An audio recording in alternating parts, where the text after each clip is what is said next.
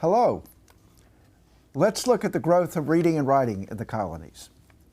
Trend data compiled by the historian Kenneth Lockridge show male literacy rates rising in colonial New England from 60% in 1660 to 70% in 1710 to 80% in 1760, and in some counties reaching almost 90% by 1790.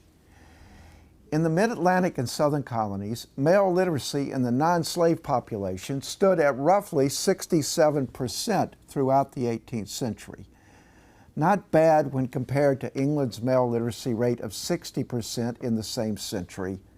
Not good when compared to New England's considerable literacy advantage. Lockridge's findings beg the question, what motivated the colonists to learn to read and write and calculate? In 17th century New England, religious orthodoxy was the most powerful incentive for reading.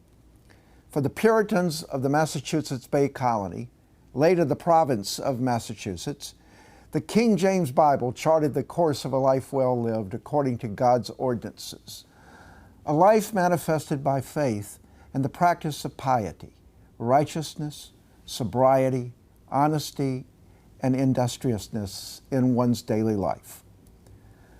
A deeply fixed Calvinist tenet of New England Protestantism affirmed that believers had to be able to read and interpret the Bible for themselves, dispensing altogether with the Latinate Bible and Catholic priests or other intermediaries.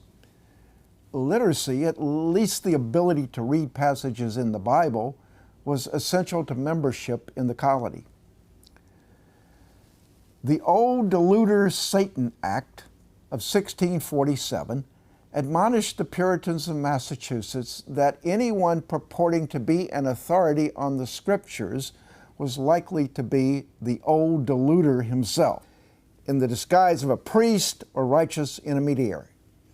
Supplementing the Bible on colonial bookshelves were devotional works such as popular sermons, manuals of conduct, and exemplary biographies. Christian piety was a very big deal. A related spur to literacy was the expectation that colonists would understand the laws of the colony. In today's parlance, they would attain civic literacy.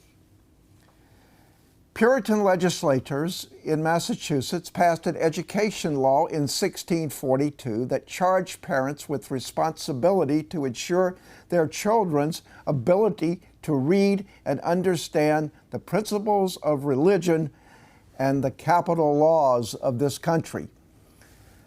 Connecticut passed a similar law in 1655.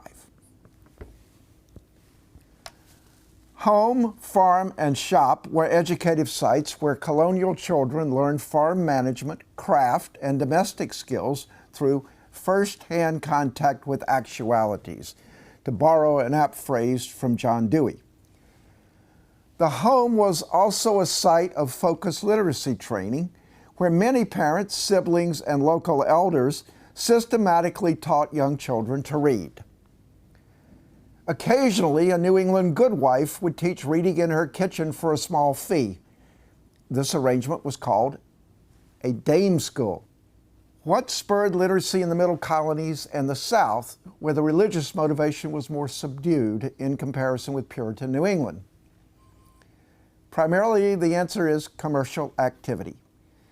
This is not to say that the religious sects in the middle colonies and the South, for example, Quakers in Pennsylvania, Catholics in Maryland, Anglicans in Virginia, didn't influence literacy. It's just that these alternative sects didn't put the same fear of hellfire and brimstones into the colonists as motivation, the same way the Bible-thumping Puritans did.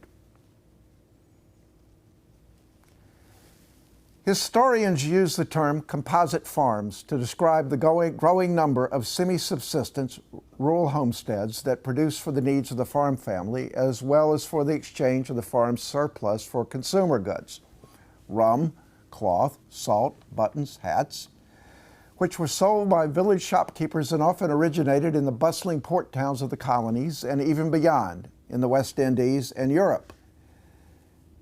By the mid-18th century, composite farms of New York's Hudson River Valley, the hinterlands of Pennsylvania, and Virginia's Shenandoah Valley were producing wheat for North American coastal cities, the West Indies, and Europe. In the South, agriculture had long been tied to these same markets. Tobacco production for European markets dated to 1620 in the Chesapeake region, and the agricultural products of the Carolina Low Country, rice, sugar, and indigo, were staples of the British colonial carrying trade by the early 18th century. By the mid-18th century, composite farms in South Carolina's upcountry were involved in tobacco and indigo production. The middle colonies and the South were engaged in translocal market production in advance of rural New England, where composite farming was generally restricted to local marketplaces until the American Revolution. Not until after 1780 would the region's farmers begin to transport goods en masse to Boston and the national market. The point about literacy is that some fluency in reading, writing, and arithmetic was necessary for commercial activity that was increasingly translocal. Contracts, letters, and orders had to be written and read. Accounting ledgers had to be maintained, and so forth.